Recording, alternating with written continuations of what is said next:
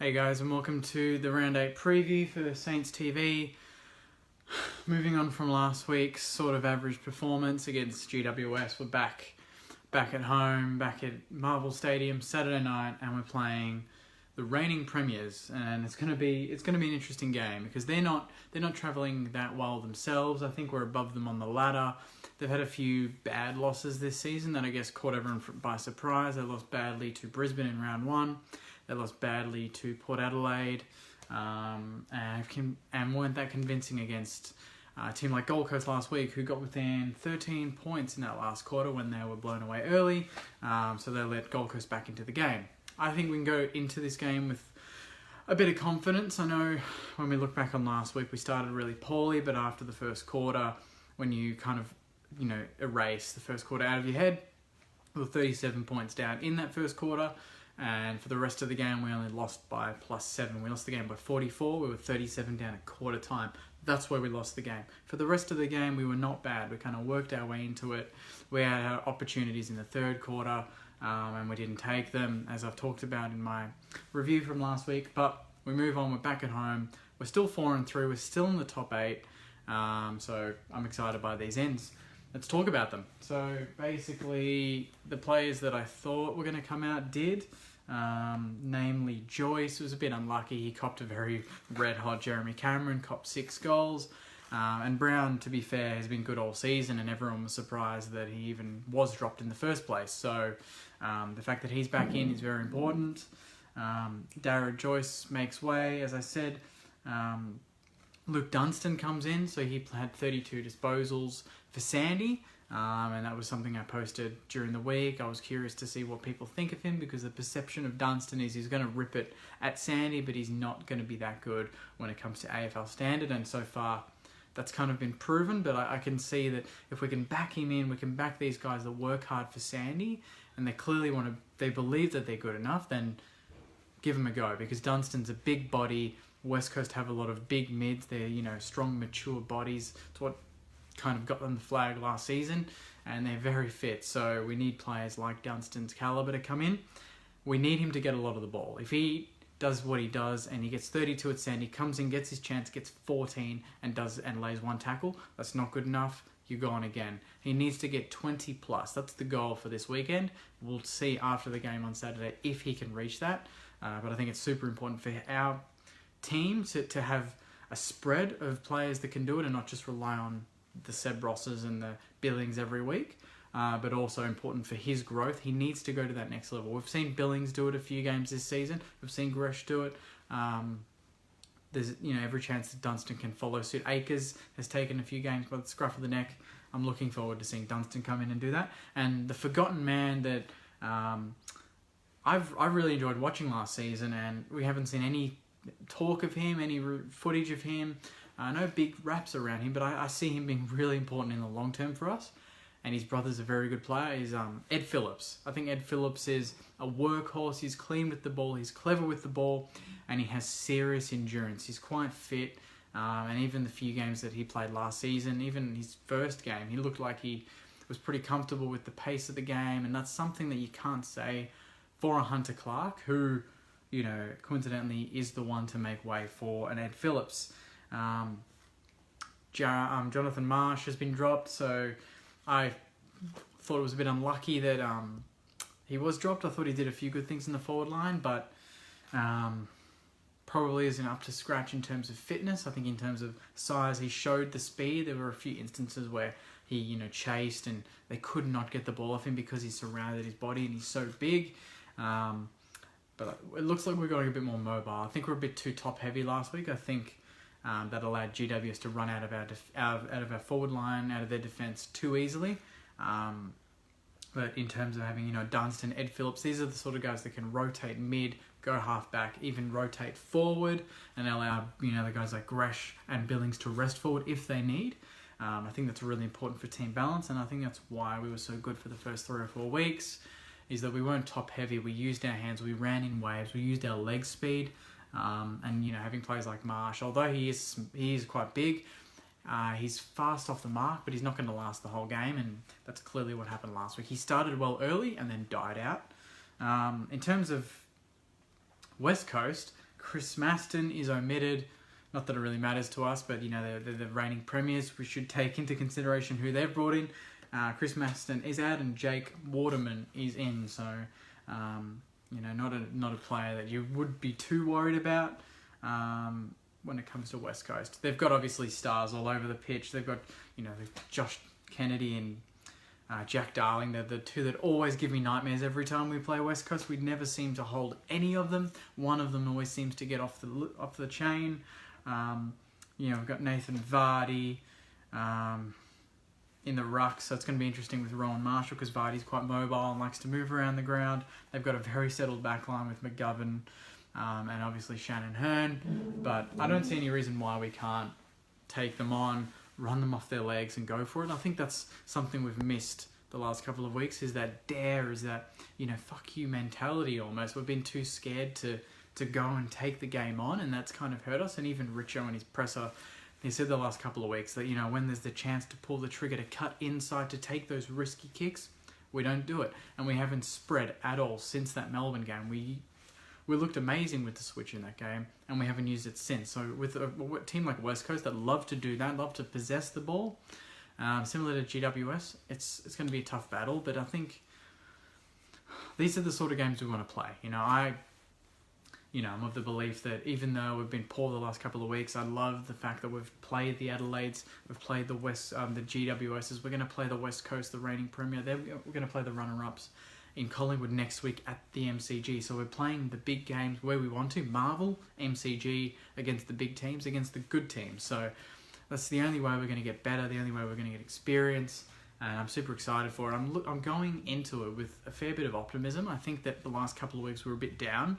I think the Adelaide game, we started well and just couldn't follow through, and we were just silly. Last week was a different story in that we had so much of the ball inside 50, we just didn't convert. And if we had have converted in that third quarter when we were dominating inside 50s, it could have been a completely different game. Considering our start, where it was 50-13 at quarter time, it was a decent fight back for the most part until the last 10 minutes, where they kicked a few junk time goals late and the margin blew out to over 40. But I can't see that happening. I know we don't have a great record against West Coast on any ground, but for some reason I feel like we're getting them at a good time, and fingers crossed we take advantage of that, because if they get a sniff, if Kennedy kicks one or two in a minute like he's done often, we're in for a long night. I'm just going to go through some of these comments and then might wrap it up. Just a bit of a shorter one tonight, just a bit busy, but obviously I'll be doing the live review after the game, and it is my girlfriend's first time going to the footy on Saturday, so please don't embarrass me, St Kilda. Otherwise I'm sure she'll change teams just like that. Nah, she won't. She's a dedicated saint already, even though she's never watched footy in her life, but it's going to be exciting. Bruce says, good luck, Ed. Well-deserved selection. Jamie says, my favourite St Kilda. Hope they win. Marcus says, we had strong belief going into the first few rounds. Exactly. Strong belief going into this game is equally as important. The mentality going into the game is, we're in this, let's take it on. Not, oh my God, we're playing West Coast, the reigning premiers. I'm too scared to play my game. You've got to play your game. Saints footy. We've shown that it holds up against some good teams. Just bring it back. Jaeger says, holding hope, but I think our side is too injury struck to get over West Coast. Stuart says, I personally think that if we play like we did the first couple of weeks, we went and kicking straight through the big sticks. Sam says, good to see Phillips back in. Daniel says, didn't think Ed was going to get selected, but it will get us some outside running going, which should be good. That's exactly right. We don't want to be too inside focused. West Coast have a perfect balance of inside out. We're going to need to match that and negate their outside run, because with the likes of Shuey and Gaff and all these sort of guys getting the ball, you're in for a long day when that happens. Any news on Stuv? No news, Michael. None whatsoever. I think it's just kind of just whenever he chooses he's ready to play, he plays. It's nothing to do with injury. It's just his own personal issues, and hopefully he can come back better than ever in a few weeks, preferably sooner rather than later, because we're playing Collingwood next week. But you can't rush these things. So it's up to him. Darren says, my boy Ed.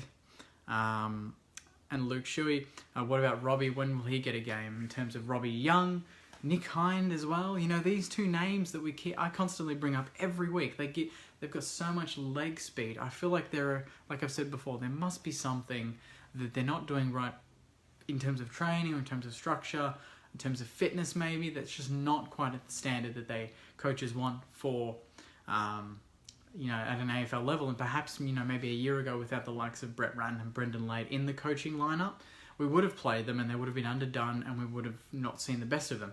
Maybe being patient, and maybe making sure they keep working, ironing out you know, the creases in their game at Sandy is going to be better for us in the long term, and hopefully when they come in, they prove that they're ready, and we see the best of them. Alan says, why Hunter Clark out? Give him a better go, I reckon. I know that's a bit of an interesting one. You see him at Sandy and he looks comfortable. He comes into the AFL. He does a few nice things, but he doesn't get enough of the ball, and his body doesn't look physical enough. He doesn't look big enough. I feel like we're a season away from him really breaking into the best 22. I don't like the fact that we keep bringing him in and out, because there's no consistency there. There's no chemistry with the team. He can't get a good run in. And that was the same thing with Paddy. You know, he'd come in, we'd drop him, he'd come in, we'd drop him. We're like, just play him for 10 games and then see how he goes. And you'd see the eventual improvement. But when you drop them every week, you don't really see that. And I'm just interested to see how he is mentally being dropped constantly. Does he know that, okay, I know I need to be better? Or is he kind of more like, oh, you know, do they not rate me? You know, and that might hurt his confidence. Terry says, we are in for a belting. Kennedy and Darling to kick 10 between them. I really hope you're not right there at all. Stuart says, Chad says, shout out to the Maya family. Love the Saints. Hey, Maya family. Andrew says, backline is too tall. I don't know about that. They're going to drop Vardy there. They've got Kennedy. They've got Darling. They've got some tall timber there. We're going to have to be careful with their height. Ian says, time for Paddy to give it up. Don't need to be hurt and drag club down later on. Very random comment. Jack says, do you think Still will be here next year or off to Geelong? I'm fingers crossed that he's still here. It's good to see, you know, Jade Gresham, all this Sinclair, Mackenzie, all these guys re-signing, Wilkie. So hopefully Still can see the confidence that everyone else has in the club, and hopefully he has that confidence and we see him next year and he sticks around. I'd hate for him to go to Geelong. Cooper says, Long the potato is crap. Coach's pet. No Hind is a joke. Of course, Dunstan gets in and will do nothing and butcher the ball. Let's not go into this game that negative. Cooper, if that happens, then I'll come back and say, you're damn right, 100% you're spot on. You predicted everything, but ultimately I'm going to back our coaches and I'm going to back our players that have worked hard all season. It's taken Dunstan a while to get back into the team. Usually, if we're soft, we drop him. He does nothing, but we bring him back anyway. We've given him, 3 to 4 weeks in the seconds to prove it, and he's done it consistently. There's no reason why we can't give him another chance. Marcus is just kicking more effective and being as vicious around the ball like we were when we started would be good. Not bombing the ball and running with the ball. Plus, I noticed we haven't been marking the balls in contest much. No, every team we've played has intercepted the ball way too easily. We need to get better at negating that, just punching it, getting it to ground. Julia says possibly swing Bruce down back, need more height. Bailey Rice, why isn't he playing? Not sure. It seems like Sandy are playing him as a permanent forward, and I'm not sure maybe if that's putting the coaches off playing him because we played him in defence, and if Sandy's playing him forward, do we bring him in as a forward? Because you'd never consider that, but could be an interesting experiment to play. Daniel says, what's the go with Ken? He should have been dropped. He kicked 2 goals for, was the highest ranked forward on the ground for us last week. Tough to argue with that and to drop him. But he wasn't the reason why we were poor last week. There was more to that, and hopefully we see that amended this week. Baha Cooper Gresh is the AFL News Trades and Rumours guy. Good on him. I didn't know he watched this channel, but welcome aboard. Trent says, Hunter Clark, in, out, what the fuck? Jason says, what's everyone's beef with Ben Long? Not on I don't know what everyone's beef is with Ben Long, but he is a player that's known to do something, have a big impact in a short amount of time. Like the Melbourne game, he set up 3 goals in the third term, did nothing else for the rest of the day. That's Ben Long right now. Slowly, we need to just get him. I'd like to trial him in the midfield and see if he can get more of the ball. He's a great kick, he's a great mark, he's a tough lad, and it'd be exciting to see him in the midfield. Brad says, I thought Marsh would get another game. Honestly, so did I, but clearly we're too top heavy.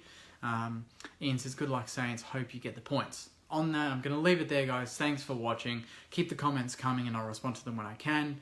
I think the game's 7:25 on Saturday night, so it's going to be an epic game.